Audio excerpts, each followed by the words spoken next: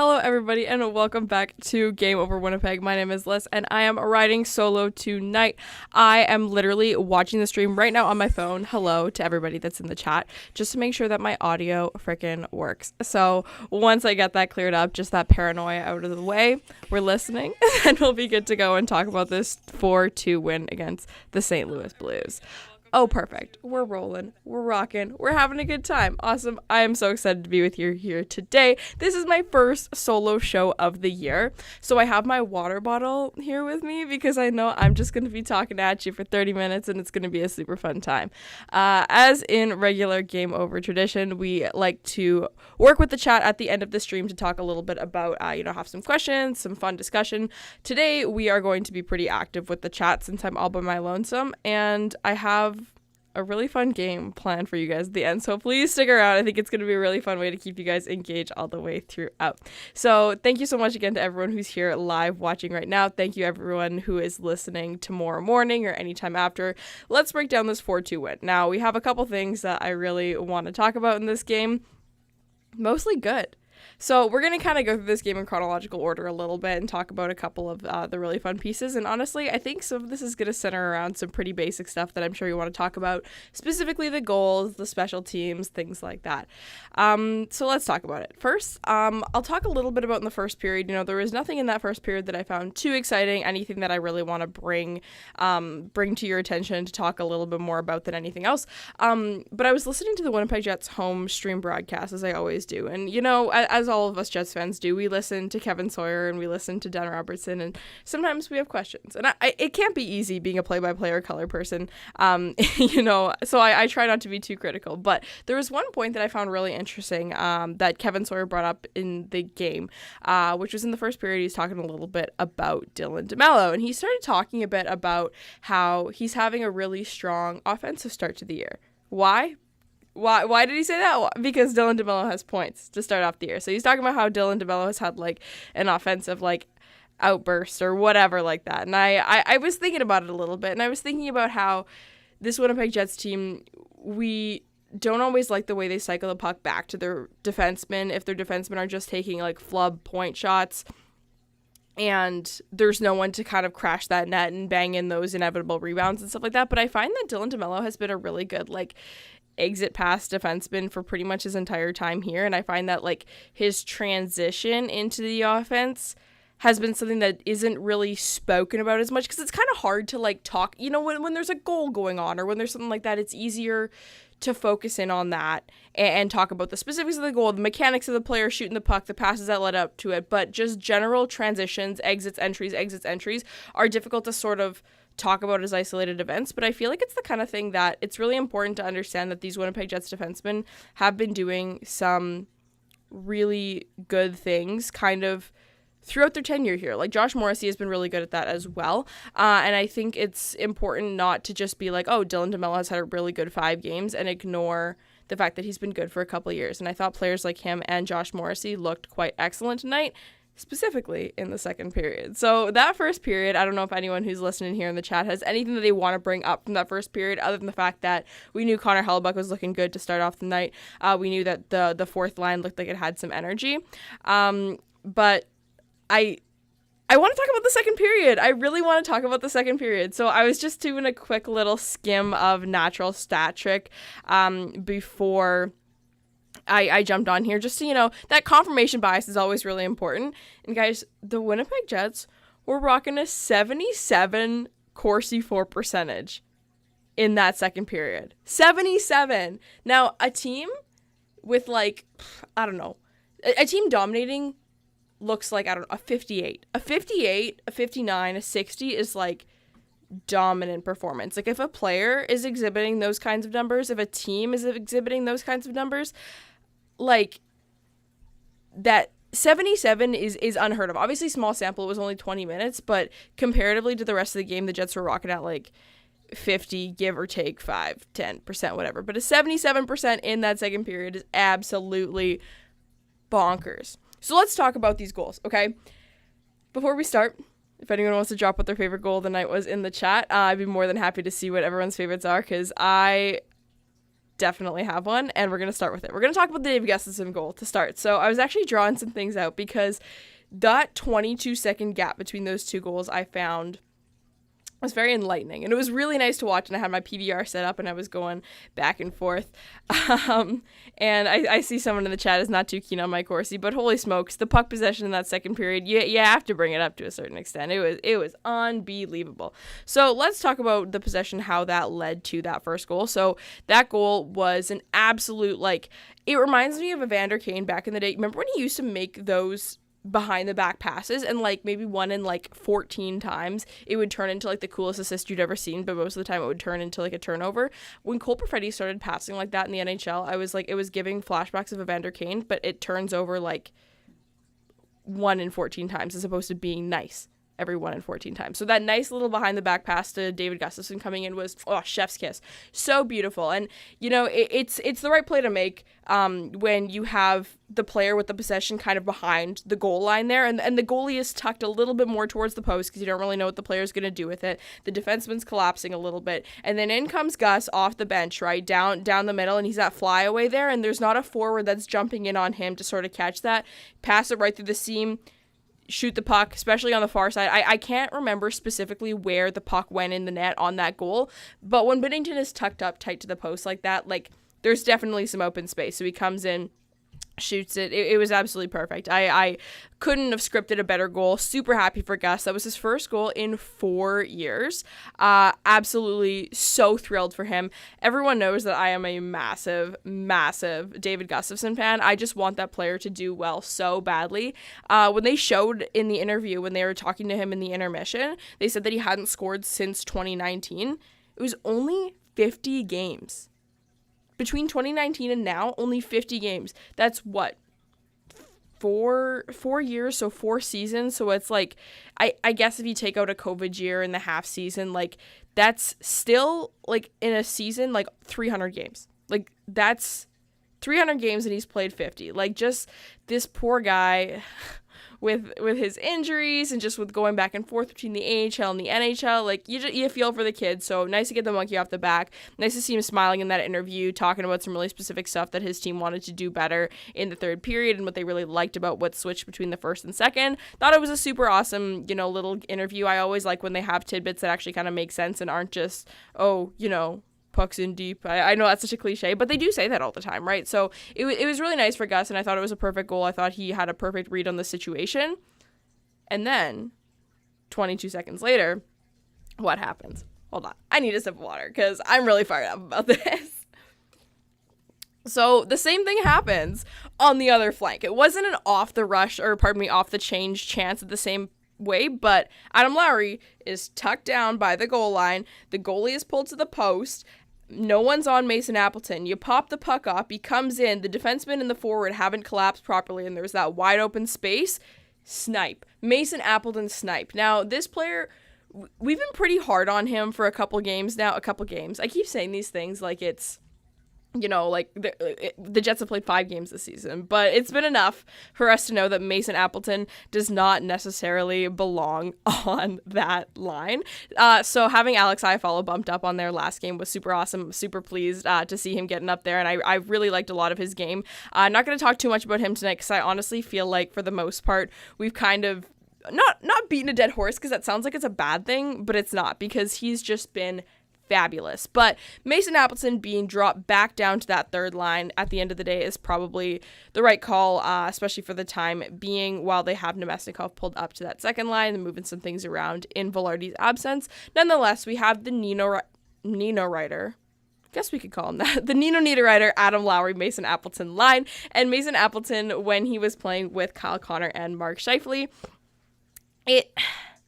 finish has always been a little bit of a question mark with this player, right? So it's hard to compare apples to oranges when you have a finisher like Kyle Connor and you see that nice, clean release from a player when he's shooting like that. And Mason Appleton looks a little bit like just, kind of a fish out of water when he's shooting on that line when you have the comparables there. But he's a player that has some untapped offensive potential. I don't think we fully know what this player can do just because of, injuries, the expansion draft, and different roles and different lines.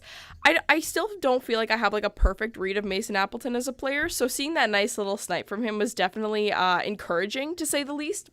Makes me happy for him. I know that being on a first line on a club that's like, we're going for it this year, is a lot of pressure on a player who's not really supposed to be in that sort of role. So I did really feel for him in then that short stint that he was up front with that line. So seeing him back with Adam Lowry, who we know he loves playing with, I think we saw him a little bit more comfortable in his own skin tonight, on a line that sort of suits his style of play, but getting to show a little bit of that offensive upside. It was just perfect to me to see the Winnipeg Jets recreate that goal immediately after the David Gustafsson goal. Adam Lowry, I think, made a perfect pass up to Mason Appleton, and then, as Dennis Bayak would say, the bang bang was absolutely perfect to put the Jets up 2-0. So the Winnipeg Jets, I feel like sometimes I worry about them when they're down 2-0, but I have some confidence in them when they're up 2-0. And as we know, 2-goal lead, most dangerous lead in hockey. It can be difficult to, try and manage that and, not take your foot off the gas when you feel like you have a little bit of a comfortable buffer. But I found that the Winnipeg Jets did a pretty good job of managing that kind of as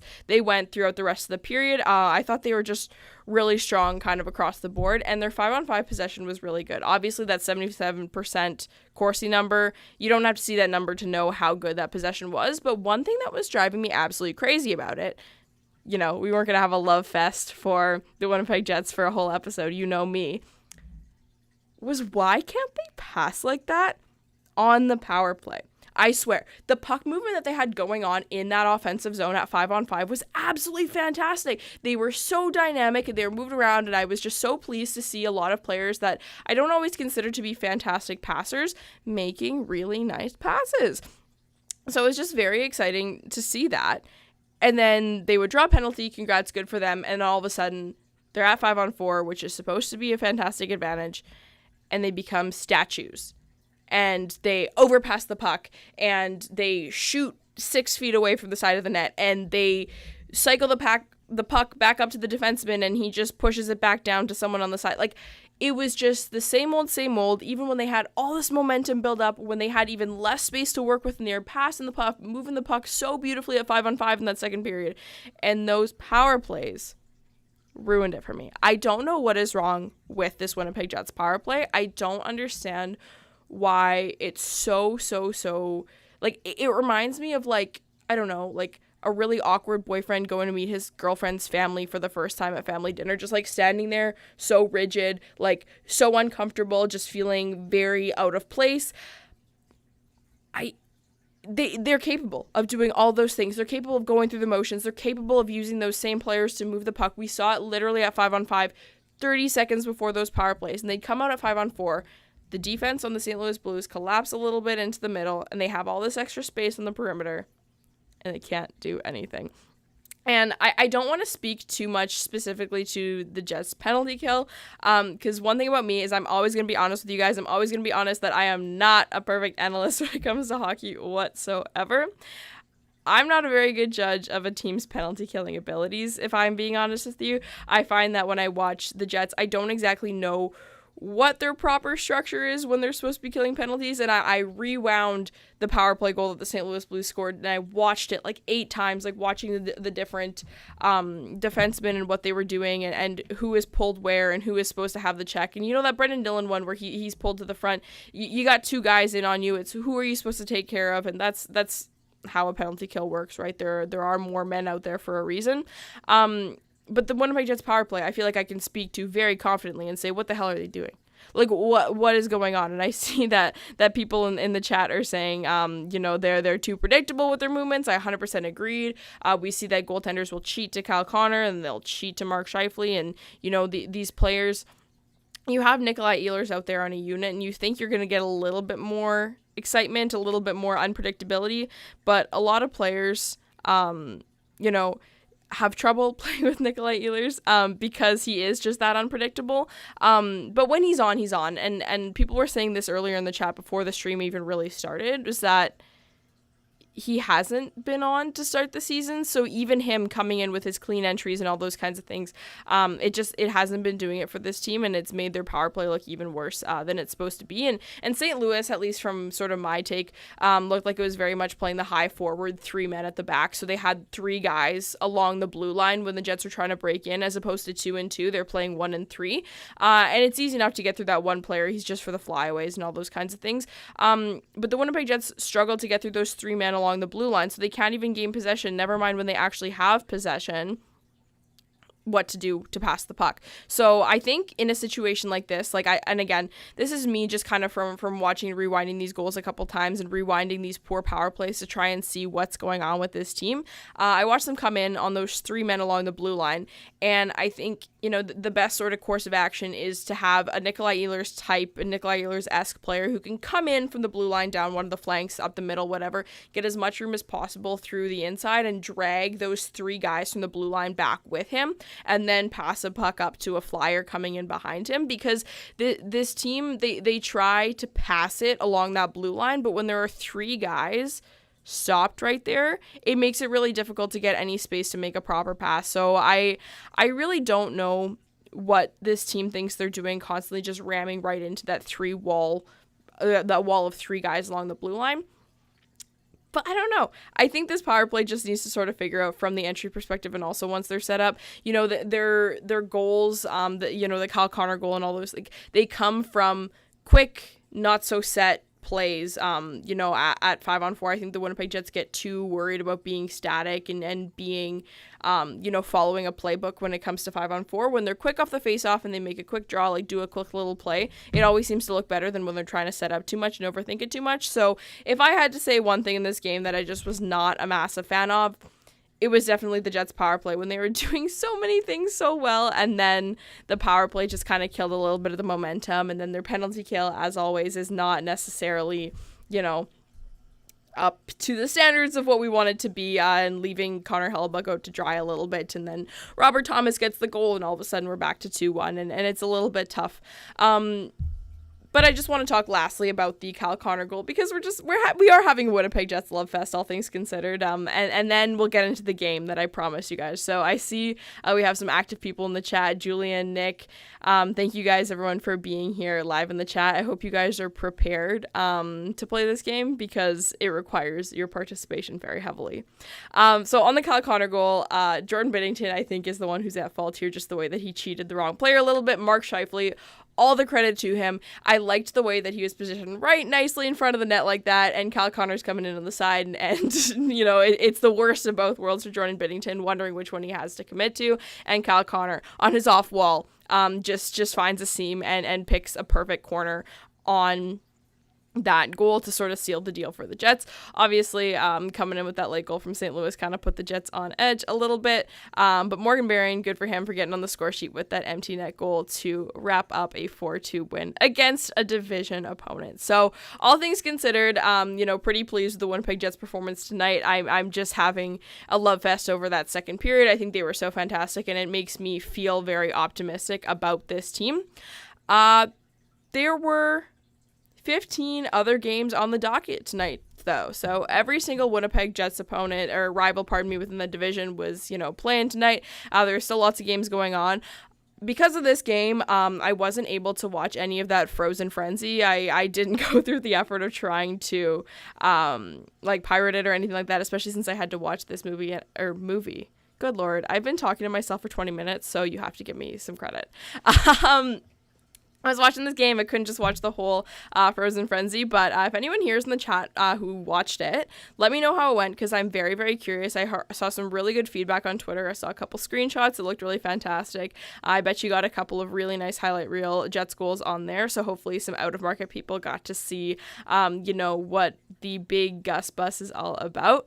But 31 non-Winnipeg Jets teams, 30 teams that weren't actively in this game, were playing tonight.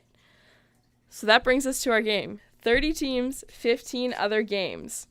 we need to find a way to relate all of these teams back to the Winnipeg Jets. So I got my scribbler with me. We're going to write these down. We need to find a way to connect every single game to the Winnipeg Jets. So let's just quickly go through all these games in order of how they started tonight. Some of them are still going on, obviously.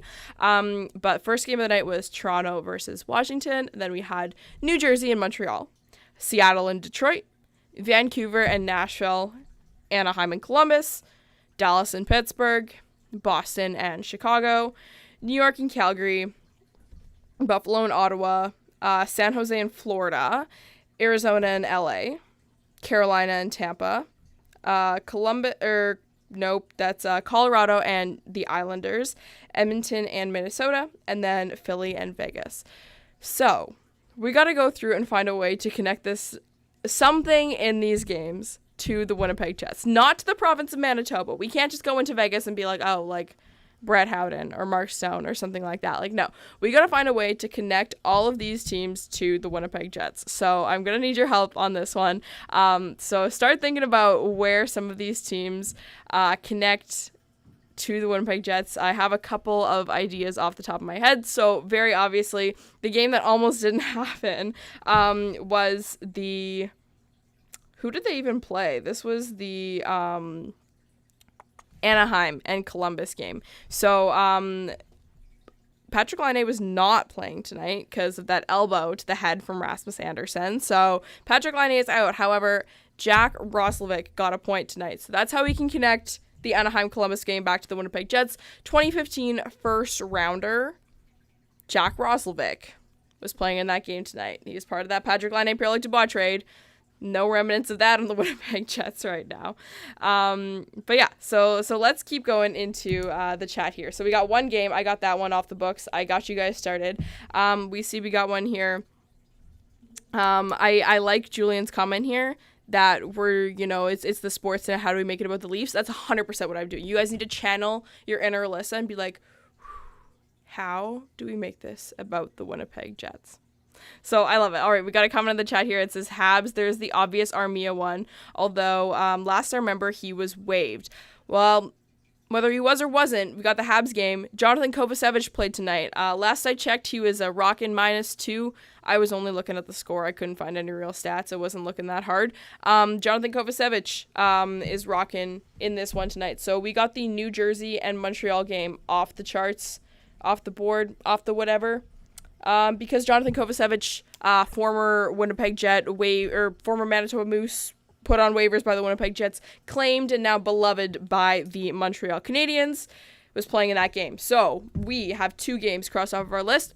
Now we can cross off a third because Kaya is in the chat saying Tyler Myers existing. So we can cross off the Vancouver-Nashville game because our boy, lovely long-necked giraffe, Tyler Myers, was playing in that game. So that is 3 games now that we have crossed off of here. So now we need to keep going and get some more in the chat here. So we got one here from Nick, the Seattle game here. So who do we got? Seattle versus Detroit. Dave Lowry, former head coach of the Winnipeg Jets and double whammy, father of Winnipeg Jets captain Adam Lowry, was playing in that game tonight, or not playing, definitely not playing. I sure hope he wasn't playing. Was coaching in that game this evening, Seattle and Detroit. So we got that one checked off. So that means New Jersey, Montreal, done. Seattle, Detroit, done. Vancouver, Nashville, done. Anaheim and Columbus, done. So that means we just have 11 more games to get through. So let's get in here. Charlie Arsenault says, never played for them, but Sens took Forsberg off waivers from Winnipeg. That is true. Anton Forsberg did belong to the Winnipeg Jets for one point in time. So, great pull by Charlie. We can cross Buffalo and Ottawa off the list. Okay, so let's see who else we got here. We got a great comment. Rangers is easy, Wheeler, Trouba. Yeah, that's a super easy one to write off. We got 2 former Winnipeg Jets, who both were or are captains at one point. One was captain of the Winnipeg Jets. One is now captain of the New York Rangers. For those of you who didn't know, I believe he just announced that he is expecting. So congratulations to the Trubas. I think they are going to be parents. Hopefully I'm not spreading misinformation about that one. But, okay, that means we have the New York Rangers and Calgary Flames crossed off the list. Scott says Tanev, Brendan Tanev, playing in the Seattle-Detroit game today. We got that one with Adam Lowry, so we are set on that one. Someone says, Billy Hanel. I don't know what you're talking about, but I appreciate the enthusiasm. All right, what do we got here? PL Dubois for LA, Arizona. That's correct. I assume he's playing. I assume he's looking beautiful as always. I assume he's wearing matching friendship bracelets with Quentin Byfield, because if he's not, I'll be very upset. But we're doing pretty fantastic. Kaya says Dad Trouba era. So I think I'm onto something with that one. All right, so let's do a quick little roundup now. Toronto and Washington, we got nothing so far. Dallas and Pittsburgh. Boston and Chicago. Derek Forbort was playing tonight. Winnipeg Jets legend, bubble legend, North Division legend, Derek Forbort was playing in the Boston-Chicago game tonight. So we can knock that one off our list. You also got to get, San Jose, Florida. Come on. No one in the chat has said Paul Maurice yet? Come on, guys. Come on. What are we even doing here if we're not talking about Paul Maurice at every second we possibly get? Cross off San Jose, Florida. Paul Maurice was in that game. Coached the Winnipeg Jets for 7 years? 8 years? 8.5 years? Our boy, always. And then we got to get the Carolina-Tampa Bay game, Colorado-New York Islanders, Edmonton, Minnesota. So let's take a look. Great pull from Luke, our beloved Mark Stewart, Oilers assistant coach. Excellent pull. So Edmonton, Minnesota, we can cross that off the list because Mark Stewart was in that game. Oh, well, what a beauty. What a legend. Scott, I appreciate the enthusiasm with the Nick Patan used to play for the Leafs. We got a pull from the current Leafs. We got to find something here. Hold on. What do we got here?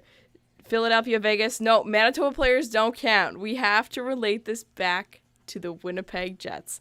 So we got to pull old coaches, old players to find some way to connect. Nick says that Josh Manson's dad used to play for the Jets. I don't think I knew that. I shouldn't be surprised. Every NHL player to ever exist, you could say his dad played for X and it would be accurate. Okay, we got the Colorado one crossed off our list. So let's take a look at what we need to find. Who was active in these games tonight and how they connect back to the Winnipeg Jets.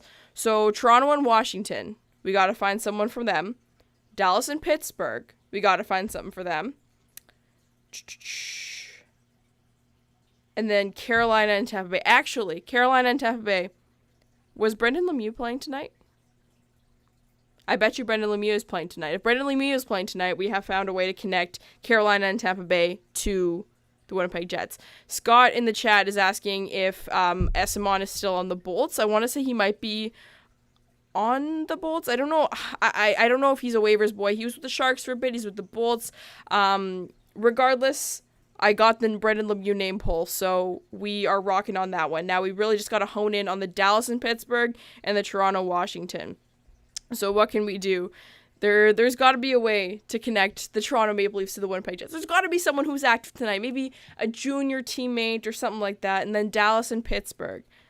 We got to find a way to connect these teams. I'm relying on the chat here. So let's just do a quick little summary for everyone who's listening at home, and I hope if you're listening back to this, you're kind of playing along in this game with me, trying to find a way to connect these teams back to the Winnipeg Jets.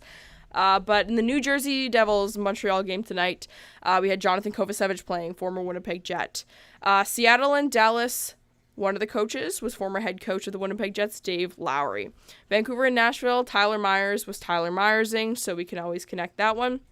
Anaheim and Columbus, Jack Roslovic, former first-rounder and member of the 2017-18 Winnipeg Jets. Always got to shout that out. Boston and Chicago, we had Derek Forbort, former Winnipeg Jet, playing in that game. New York Rangers, Calgary Flames, very easy to pull one of Jacob Trouba or Blake Wheeler to connect those teams to the Winnipeg Jets. Buffalo and Ottawa, Charlie came in with the fantastic Anton Forsberg name pull for us. San Jose, Florida, we got Paul Maurice. No explanation needed. Philly and Vegas, we still need a little bit more because there's a Manitoba connection on both of those teams, but we need an actual Winnipeg Jets connection. So Philly and Vegas, add that to our list. Arizona, LA Kings, obviously Pierre-Luc Dubois is the connection. Someone told me to chill out on the joy around Pierre-Luc Dubois. I will never just like I will never erase the francophoneness from his name. Carolina, Tampa Bay, we got Brendan Lemieux playing in that one. Colorado, New York Islanders, Josh Manson's dad used to play for the Winnipeg Jets. And then Mark Stewart is an assistant coach for the Edmonton Oilers. So we got the Edmonton Oilers Minnesota Wild game off. Okay. So we have one in the chat here. Max Domi. We got the Ty Domi connect to the Winnipeg Jets. You know what? I take it. Ty Domi, former Winnipeg Jet. His son, Max Domi, plays in the Toronto Maple Leafs. Done. We got that one checked off. So now we just got to get the Philly and Vegas one. And then the Dallas-Pittsburgh. Hayes for Philly. My brother in Christ, Kevin Hayes, was playing in this game tonight. Where were you? Unless... Am I the crazy one? Hold on. That's gonna be really embarrassing if I'm the crazy one. But we're just gonna deal with it. I'm wondering for Philly and Vegas, can we? Gary Lawless used to do a show at every Winnipeg Jets intermission, or like first intermission of every Jets game, like in the early 2010s. That's got to be a Winnipeg Jets connect. Oh, there we go. And someone says Bones for Dallas, for the Dallas-Pittsburgh game. So we're set, bro. We're cooking. We got them all. We found a way to connect every single game from tonight, from Frozen Frenzy to the Winnipeg Jets. That is exactly what I wanted to do. I am so happy that you guys joined me for this. This was a ton of fun. Thank you for humoring me. These solo shows, guys, you know I'm smiling on the outside, but this is literally the most terrifying thing a person can do.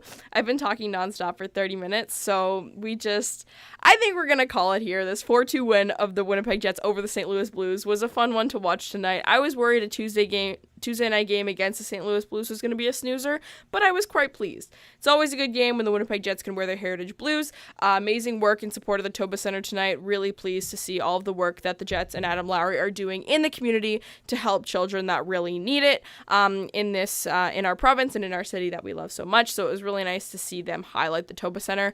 For those of you who follow me on Twitter or who are active on the Winnipeg Jets Twitter space, you know that we are in support of Winnipeg Jets Money on the Board, which is a fun little way that we can put some money at stakes for charity. And a lot of that money is going to go towards the Toba Center.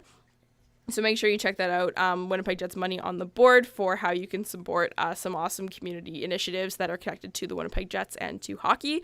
But that's going to be it for me tonight. I really enjoy everyone sticking around in the chat today. It's nice to see so many people having some fun. Make sure you like the stream on your way out. If you're listening right now, thank you for being here. Thank you for having fun with me tonight. If you're listening tomorrow morning, I hope you enjoyed the chaos of the solo stream. I will see you on Thursday. Brady and I are going to be doing our first joint show of the year. We're so excited. I was gone in Thailand. Brady's gone to a couple games. We've just both been all over the place, so we're really excited to be back together covering the Detroit game on Thursday. So make sure you stick around for that, and we will see you then. So have a good night, everybody, and we will see you on Thursday.